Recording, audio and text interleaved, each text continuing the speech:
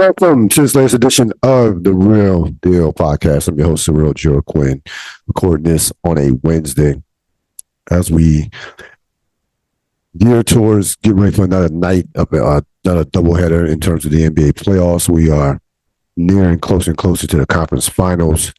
Some series have already taken shape, in terms of what happened last night.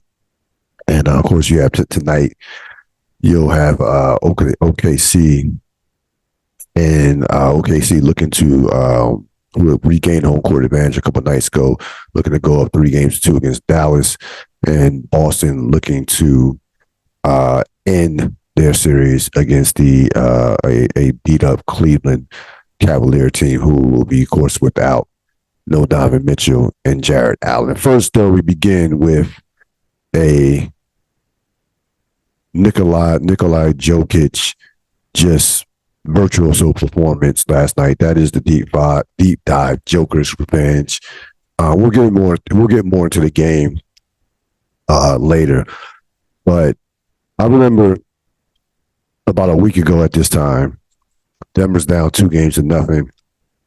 They've been embarrassed.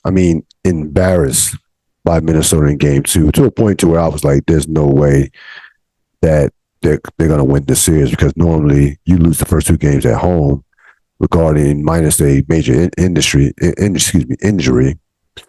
That's the signs of a sweep. Not only does Denver get their balance back in terms of what transpired in game 3, they come back and take the lead in a series with 3 straight wins. And of course, the number one reason for that, and there were other reasons, and we'll talk about that, but the number one reason for that is Nikola Jokic. Jokic was led the time last week, because remember, this coincides with the MVP announcement. Y'all, the Joker haters came out in full bloom with the bullshit, not deserving an MVP. How could a 3-time MVP get eliminated in the second round? So on and so on. And that performance last night was basically a fuck you to all y'all. That's what it was. Forget about the idea that he took playing against Rudy Gobert personal. Djokovic doesn't give a shit about Rudy Gobert. That's not a rivalry. You think Joker cares about a guy he's dominated for the better part of his career? Like, he doesn't care. Like, he cares about Rudy Gobert. This is not David Robinson and Hakeem Olajuwon. If you remember, when David Robinson won the MVP and Hakeem was told Kenny Smith, "Hey, that's my MVP," that was personal. This is not that case. This is not the case. This was one man busting another man's ass because he's that much better than him and because no one in the world can guard him. This was a statement to the rest of the world. This was a message to the rest of the basketball world. Listen, he comes off as a very humble, modest, not a big, we see him on a couple commercials, but not a big Instagram, not a big social media guy. Doesn't self-promote, doesn't whine and bitch and moan about not winning MVPs or not about awards. Could care less about the All-Star game. He just goes out there and just busts your ass. And that's what he did last night. One of his better playoff performances, I could arguably make a case that it was his best playoff performance. He goes basically 40, 13, and 7 with 0 turnovers. Completely takes over that game in the third quarter and does what he does against Rudy Gobert. Gobert, he was 8 for 9 against Gobert. That was a statement. I didn't say a statement, but that was a message basically telling the media, Gilbert Arenas, whoever, fuck you. I'm the best player in the world. We are, again, favorites to win a championship. So fuck you. That was one of the first fuck you games that we've seen them have since they became champions. Everybody, and I mean everybody, had them done after game 2, including myself. Before the series, I picked Denver in 7, but I was not confident. I really thought Minnesota could win the series. I really thought that with terms of the matchup, I was high on Minnesota, extremely high on Minnesota, and still am to a lesser. I still am high on Minnesota, not in terms of winning the series, but I think Minnesota is a very good team, and I'll get to them later on in the podcast. But Nikola Jokic basically told, some of the MVP, some of the shit that was said in terms of the MVP discourse. I mean, give me a break. Like the guy had his team had the best record, was tied for the best record in the conference. They finished uh they finished second in the conference. The only reason Oklahoma City they lost by a percentage, they lost by a tiebreaker. Both Oklahoma City and Denver won 57 games.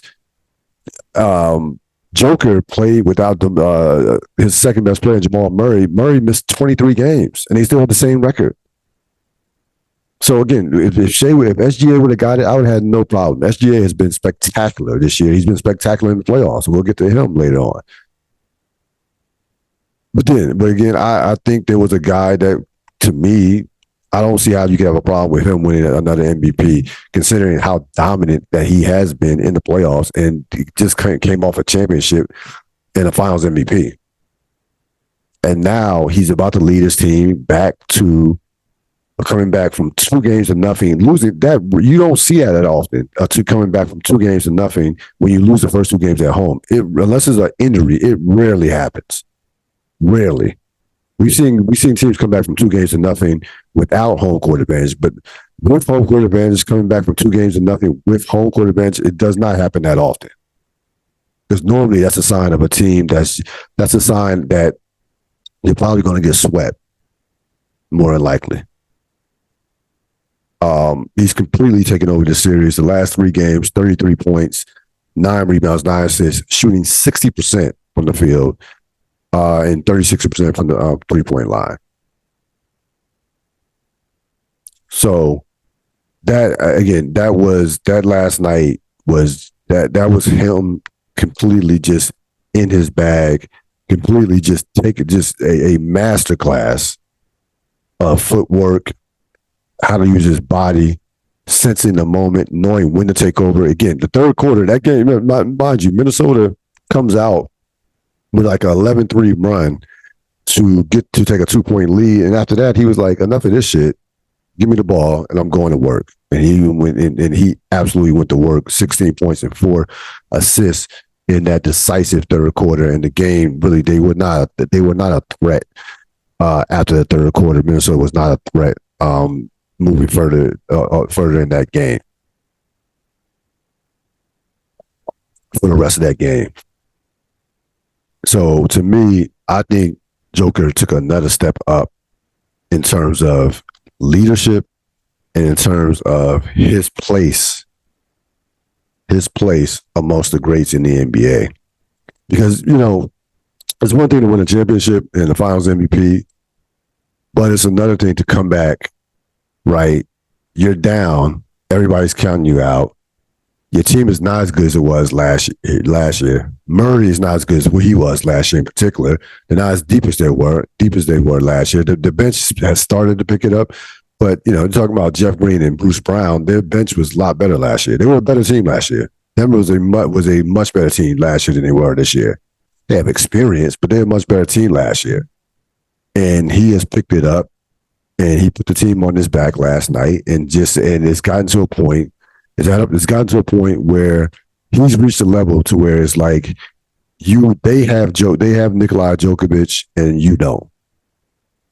That's a rarefied air to reach as you having a player that another team just doesn't have. Nobody in the league has a player like him.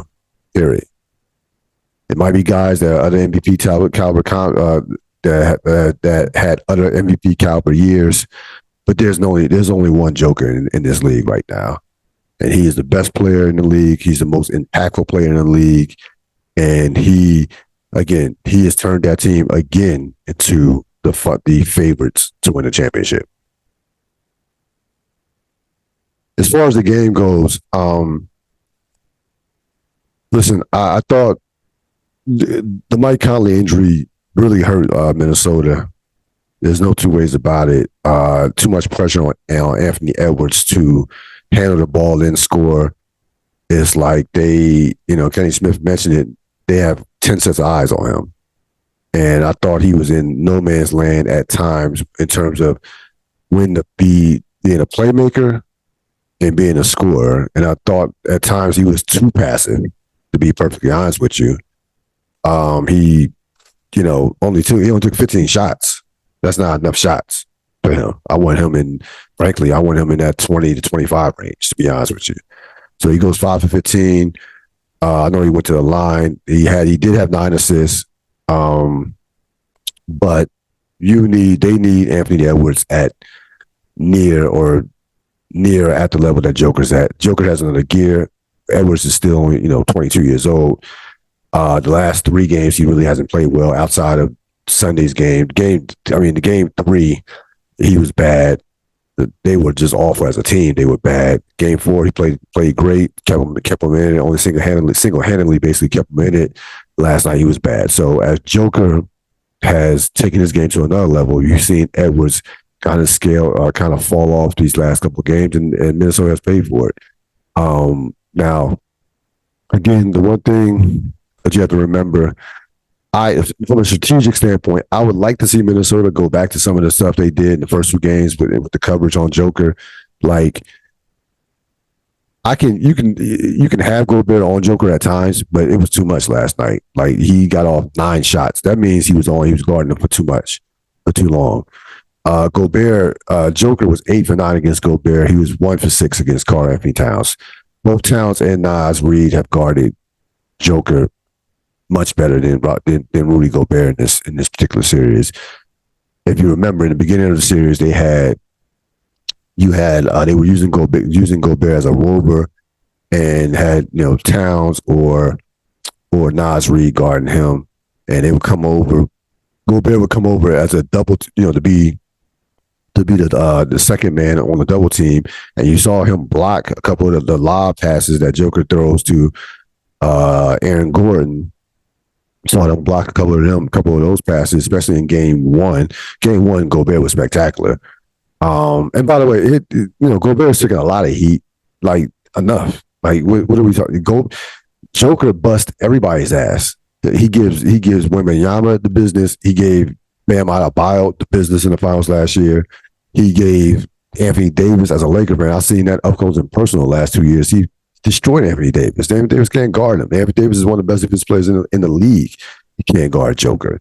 He gives everybody the business. There's no one on the planet Earth that can guard that guy one-on-one. Period. It's not. And by the way, it's not the 40 points that killed the Wolves last night. It's the 13 assists. That's what kills you. The passing. Yeah, I've seen Joker had a 53-point playoff game, and I think they lost the game a couple years ago against Phoenix.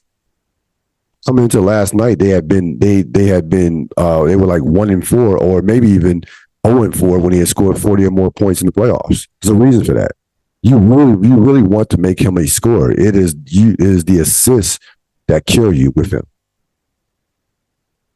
So I would like to see a little less of Gobert guarding him, and some of that. I thought they were kind of predictable with some of their coverages on him. To be perfectly honest with you, but the bottom line is, Anthony Edwards can't have 18 points. Like, you need Edwards in that 28 to 35 range, or 30 to 35 range. I mean, over the course of the postseason, he's averaging with 30. Still, despite last night, he's still averaging like 30 points a game on like 55% shooting. So he's been great.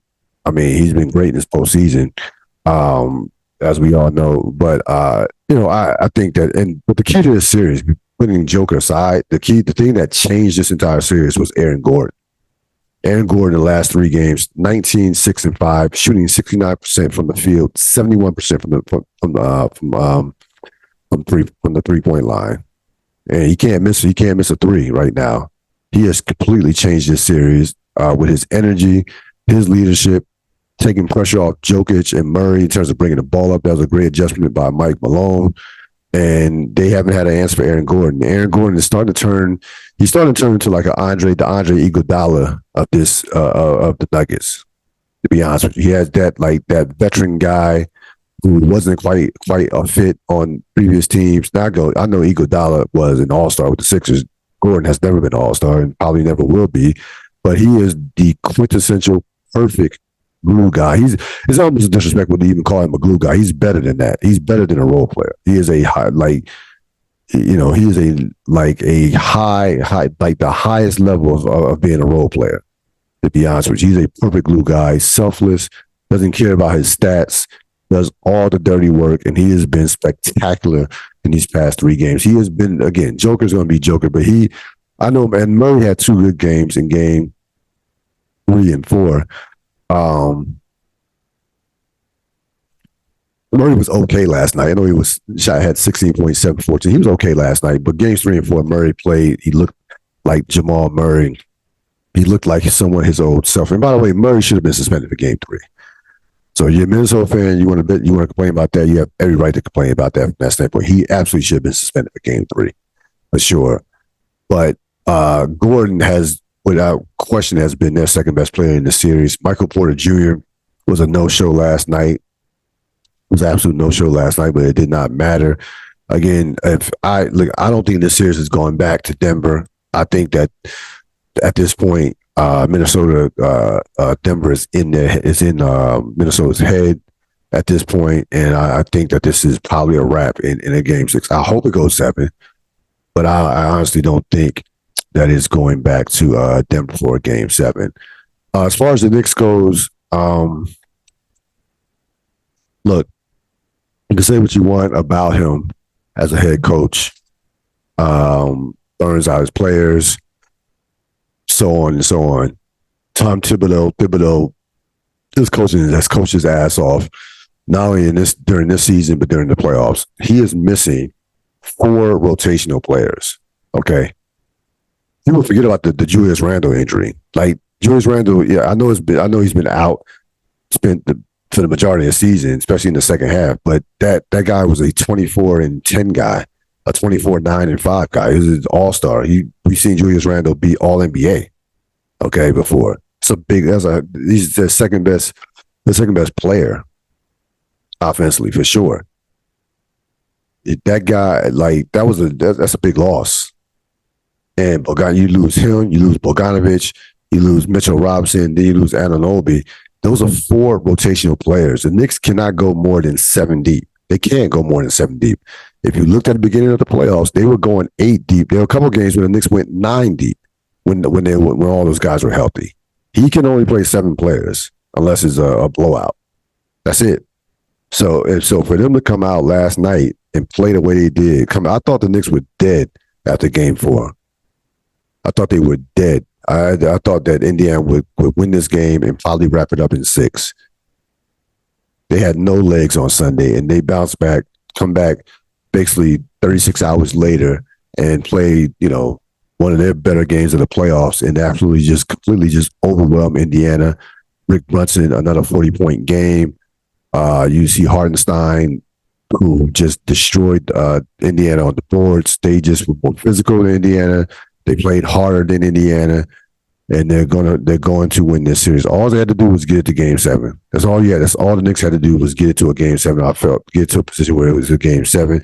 Now, can Indiana win game 6? Sure. Would I be surprised? No, but they're not winning game 7 in New York. It's not happening. There's no chance if they get to a game 7, which can happen. Indiana is great in that building. They're gonna have to get Halliburton's gonna have to wake up from his slumber from last night, though. He only took I think he only took 9 shots. That can't happen. He has to come out aggressive right away. The funny thing about that game last night is I thought the New York crowd was bad in the first quarter. I thought the crowd was not, the energy just wasn't there. And it wasn't until the Knicks, turned it on in the second quarter where things started getting lit. I thought the energy in the crowd wasn't that great, to be honest with you, in the first quarter, but that certainly changed over the course of the game. The Knicks just completely overwhelmed the Pacers with their physicality. And listen, the Knicks are tough. They might be the toughest team remaining in the playoffs, mentally, physically. The thing you have to give. The thing that you have to about Thibodeau, you have to give him credit for is the mental resolve of this team. He will not allow them to make any excuses about the injuries, and you see it during these press conferences where the reporters will say, "Well, how do you combat dead legs?" And Thibodeau's not trying to hear any of that shit. We got to play what we have to play with. will make the adjustments, so on. So he gives some of that coaching speak that you hear in every post game press conference. But he can't sit up there and make excuses for the injuries. It's just not like you can't do it. He hasn't made any excuses, period. He's not going to allow his team to make excuses, and they play like it. They play like a team that does not make excuses. Like, we'll go out here and play with 3 players if we had to. That's the mentality you have to have at playoff time anyway. As far as the minutes goes, fuck that. I want my best players playing the most minutes at this point. These guys and most of these guys are in their 20s. Keep that in mind. Jason Hart is like, what, 27, 28, 29? Brunson's 27. DiVincenzo's 26, 27. They're young. So, yeah, I want them playing heavy minutes in the postseason. And again, hopefully they can get Anunoby back before they get to the conference finals, because I really believe the way Boston's looked, I'm telling you right now, I really believe with a healthy Anunoby that they could take out Boston, that they could really push Boston. They have not been impressed with Boston at all in the postseason, at all. So give Tibbs credit. That team was there. Again, I thought that they possibly were done from a standpoint of fatigue. The injuries finally caught up with them, legs, the whole bit. No. That team is mentally tough, and they're going to end up going to the Eastern Conference Finals for the first time in 24 years. As far as tonight's games go, I thought Dallas blew their chance in Game 4 to win the series. Excuse me. Oklahoma City was not playing well for the better part of 3 quarters. Give Oklahoma City a ton of credit for doing what they had to do in the 4th quarter. SGA has been by far the best player in the series. He's completely outplayed Luka by a mile. Matter of fact, I think in terms of consistency, PJ Washington probably has been Dallas's best player. And on 20, he's averaging 22, 8, 49, 51 from in terms of the splits. But you're not winning a series in the playoffs if PJ Washington is your best player. PJ Washington has played great, as well as any role player I've seen in the last 4 or 5 years play in a series. He's been that good. But you're not winning a series if he's your best player. So again, I think Dallas is. I think this. I can see this going to 7, but I don't think Dallas wins a Game 7 in OKC. Give OKC a lot of credit. Holmgren was great in that Game 4, especially down the stretch. Made the big free throws. Played well defensively. Gave SGA enough help as Oklahoma City was able to just get by Dallas in that Game 4. And again, a game that Dallas easily could have. Dallas probably should have won. You're up 14 that game. You're at home. You got all the momentum. But Luka's struggling right now physically. And Luka's on what, 25? Like, again, he's too young to be struggling physically without any major injuries. He's too young. That's this thing about Luka, that we know he's a generational talent. You could build your team. I think he could be the best player on a championship team without question. But we shouldn't be talking about Luka being banged up at the age of 25. I'm sorry. Like, he looks like an old man out there. Everything hurts and so on and so on. No, dude, you're not Embiid. Embiid is what, 30, but has the body probably of a 38-year-old. No, you're 25. Like, we shouldn't be talking about injuries at this stage in his career. And that's the next level for him in terms of conditioning. And he should be wearing other people out at this point, at this stage in his career. Period. Like, we're not talking about this with an SGA. We're not talking about this with an Anthony Edwards, with guys who are extremely, extremely young. We're not talking about this injuries with Jason Tatum. Okay. You're in your 25, 26, 27 years old. You ain't supposed to be talking about your injuries if you're a superstar player. Period, point blank. So, I think Oklahoma City wins tonight. Dallas probably wins Game 6, and Oklahoma City will wrap it up out for like Game 7. As far as Boston-Cleveland goes, it's just, if there was a series that I didn't give a shit about, but I do give a shit about someone, it would be this series.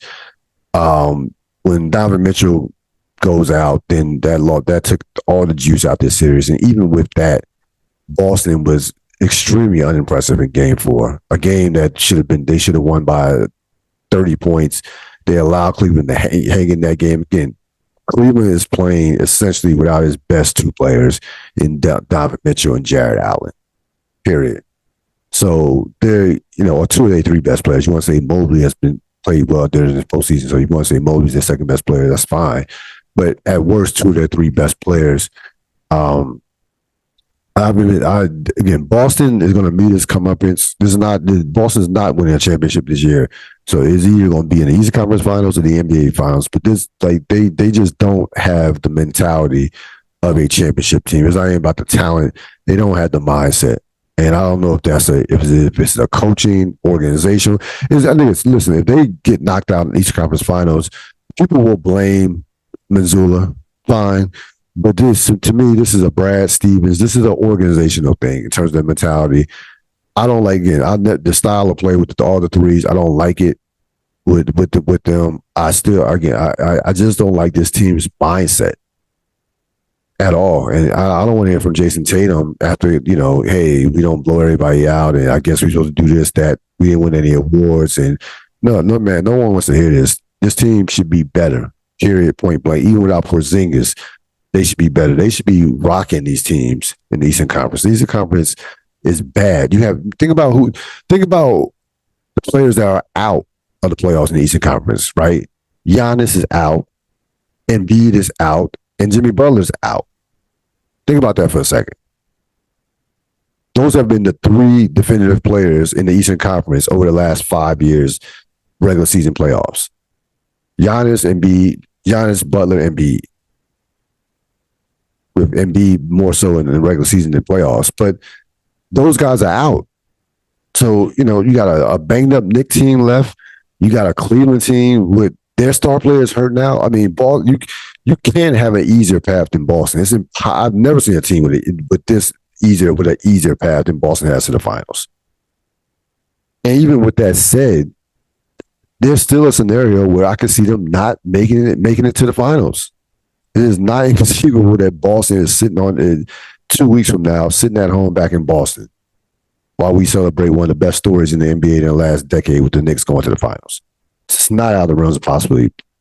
If you watch Boston, you wouldn't believe that you could believe that they could go home. Like, seriously, that's how unimpressive they've been in this postseason. I just don't like how they haven't taken care of their business. They haven't in a way that says, we're ready to win a championship. They'll win the game, but it's like, okay. Even their wins are a lot left to be desired. So I expect Boston will win tonight based off just their talent, and they'll be waiting for probably more likely New York in the Eastern Conference, in the Eastern Conference Finals. So as we stand right now, amazing how a difference a week changes. Last week, Minnesota were the darlings of the NBA, toast of the league with the way they were playing Anthony Edwards. The next coming, things have kind of settled back into where we thought probably what was expected at the beginning of postseason. And that is the Joker being on top and Denver being probably the team to beat in the rest for these playoffs moving forward. And again, Denver's vulnerable too. Denver's not a dominant Denver team. They weren't dominant. They were like last year. They dominated playoffs, but Denver could be taken out. But ultimately, they have the best player, and that probably will be the difference over the course of the rest of this postseason. If I had an all-playoff team so far, I would go Rick was his father. Jalen Brunson, who's been the MVP of the playoffs so far, Anthony Edwards, SGA, Jokic, and Donovan Mitchell.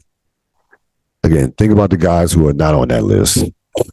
No Kevin Durant, no LeBron James, no Giannis, no Jimmy Butler, no Kawhi Leonard, no Paul George. Like think about the players who are not on that list right now. And we're not in the conference finals. We're in the conference we're still in the conference semifinals, by the way. So far, those have been, in my opinion, and this is not by position. These have been the 5 best players in the playoffs up to this point. Who won the week? Asia Wilson. She gets finally long overdue, gets a signature shoe deal from Nike. So congrats to her. She's the best player in the league, 2-time champion, MVP, Finals MVP. You're gonna hate. Some of y'all might hate what I'm about to say. Caitlin Clark is indirectly responsible for this.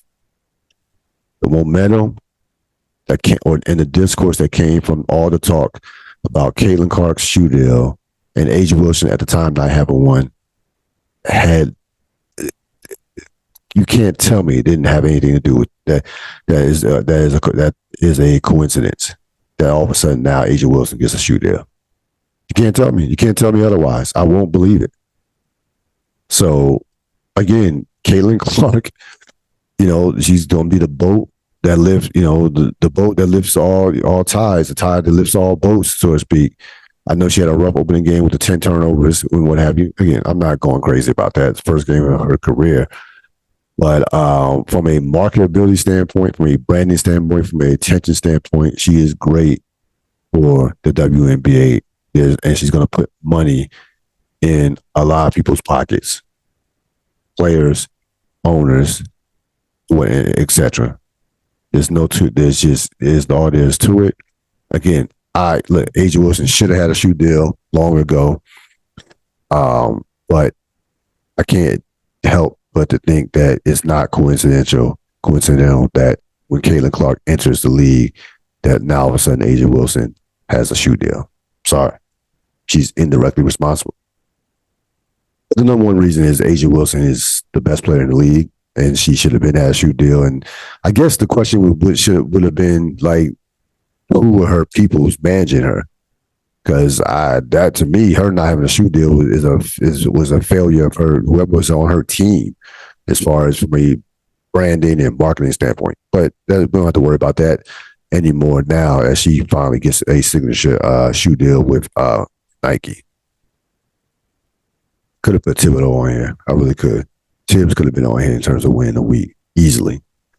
Just let y'all Knicks fans know who hate him. He easily could have made. He was probably the runner-up on this list, for this particular award.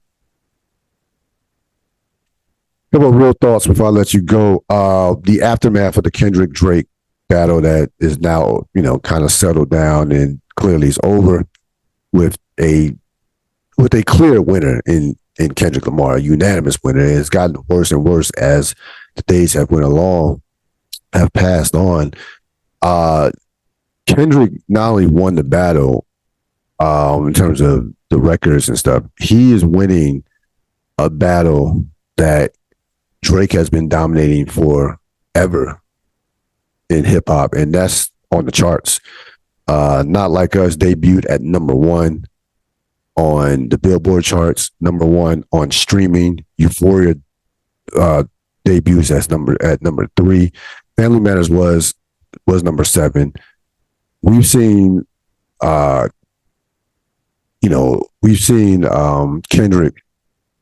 Kendrick's songs actually top Drake songs in Canada, believe it or not. No one likes The Loser. Like, it's always been the case in sports. No one, like, when the people speak, they speak loud and clear. And the people of hip hop spoke. And they spoke loud and clear in terms of this battle. Now comes out, you heard academics either yesterday or a couple of days ago say that he believes that Drake lied about saying that, he fed Kendrick some false information about the 11-year-old daughter that doesn't exist. That he believed that Drake was lying about that, which we all knew that to be the case. Like I said on a podcast last week, him giving information to Kendrick to use against him would have been the worst strategy in the history of battle rap. So it always gotten worse for Drake as he has to watch Kendrick's popularity soar to a level that has gone beyond just being a great musician. Has gone, like, Kendrick right now, this is his victory lap. He's on the absolute victory lap. Drake's status as the top guy is in question. That's in question, and we'll see how the summer goes in regards to when these guys release albums. It could be a case that when Kendrick drops, and if that album does numbers, which it will do numbers, or especially if it's a classic, to where it will be a changing of the guard as far as who is the top guy in the rap game. Now again, not just from the classic albums, not in terms of just albums, just in terms of just popularity. Because right now, again, Kendrick is kicking Drake's ass at the charts, and it doesn't matter. It's iTunes, Apple iTunes, streaming. He's like not like us broke the Spotify streaming record for rap artists previously held by Drake. So all these things that Drake has been dominating in terms of chart wise, numbers wise, Kendrick has pushed him aside in the last couple of weeks. So not only he lost on Wax, he's losing, like I said, on the charts with and losing a battle that he had been winning unquestionably for the last decade, and that's the battle of popularity. Again, I don't hear people talking about Drake outside the Drake stance. I don't hear people having a lot of conversations about Drake's songs. The Drake stand. Here's what the Drake stand tried to do this past week. Clearly, so they got to a point to where there was no discussion on who won the battle because that was so obvious that they couldn't even argue that anymore. So here's what they were trying, the angle they were trying to come at. Well, we don't like what Kendrick did as far as the pedophile talk. It's more believable that Kendrick beat his wife than Drake being a pedophile, despite the fact that there's been no history we've ever heard of Kendrick putting his hands on his wife. Kendrick stays basically off Twitter. He's not big on social media. He's not big in terms of being at a lot of events. We've seen Drake on the stage with a 17-year-old girl, kiss a 17-year-old girl. We've seen Drake have an association a couple years back with a 14-year-old girl. Nothing sexual that we know of, but just being associated, just being associated with a 14-year-old girl looks weird, to say the least. So all around, again, this battle exposed all of Drake's character flaws, all of them, and he's taking his licks, to say the least. And I don't see it get any better. Again, I don't think him dropping some summer hits is going to be enough to kind of like wash away this. This is a stain that he's going to stick with probably for the rest of 2020, especially if Kendrick drops an album that's well received and immediately well received. NFL Netflix. So Netflix has a deal with the NFL that's going to broadcast the Christmas Day games, 2025, 2026, and also this year as well. Listen, I'm going to flesh this out more on a deep dive. Because I'm about to wrap up the program, but the NBA, I think the NBA is going to have to be. You're starting to see a little bit that the NBA is going to have to steal some stuff from the NFL as far as marketing in terms of keeping up with the NFL. I really think the NBA is going to have to really go out their way because the NFL has already taken Christmas from the NBA. Now you have a situation where they've already taken Christmas. Yeah, Christmas belongs to the NFL. Period. And the NBA just signed a deal. It's going to sign a deal. It's not official with Amazon Prime. And we're seeing a situation where with these two leagues that streaming is starting to take over. That traditional model of having the games on just a couple of networks is completely done. You're going to have these games spread out over a course of a number of networks. The NFL is going to have like what 6? Talking 8, ESPN, NBC, CBS, Fox, Amazon Prime, Netflix. Leaving out one. Peacock could do a playoff game this year, so the NFL is going to be spread. They already have YouTube with the DirecTV package that formerly of the NFL ticket So the NFL is spread out all over the place. And listen, the NBA didn't become smart, didn't become popular by being dumb. There's a situation where I can see the NBA figuring out different ways to follow that model. I'll dig into it more on probably the next podcast because I want to, because I think it's a fascinating conversation to see where the NBA goes. And there's some things I think the NBA is going to have to do. And it's going to involve, by the way, it's going to involve some European players that y'all don't really that y'all act like y'all don't like in terms of promotion. So I'll dig into that more. But again, the NFL right now is still by far and away the hottest sports product, the most valuable sports product in the world. It's just uh, domestically and worldwide. Whatever. I mean, the NFL just they can do what they want, and the advertisers will pay the money. Period. So again, I'll follow up on the next podcast with a look into what the NBA can do to kind of compete with this. But again, Netflix has some stuff in the NFL. They had the quarterback thing. They had the quarterback documentary or following the quarterbacks last year. They're going to do something similar this year with the receivers. There are also some talks with a Jerry Jones Dallas Cowboys documentary that's coming. So Netflix smartly, Netflix is dipping into the NFL pool. And again, you cannot go wrong with buying with acquiring NFL property or acquiring television rights with the NFL or a game. You can't go wrong. The ratings, people at Christmas Day, it doesn't matter what day, people are going to watch. This all is to it. People are going to watch. And again, the NBA has a lot of work to do. They have a lot of work to do. And I have some thoughts on that on the next podcast. That's going to wrap it up for this latest edition of the Real Deal Podcast. Hope you enjoy the rest of your evening. Enjoy the games tonight. I will see you next time. So long. Remember, subscribe, like, dislike, share Real Deal Podcast on my YouTube channel and where all podcasts are available. Enjoy the rest of your evening. So long.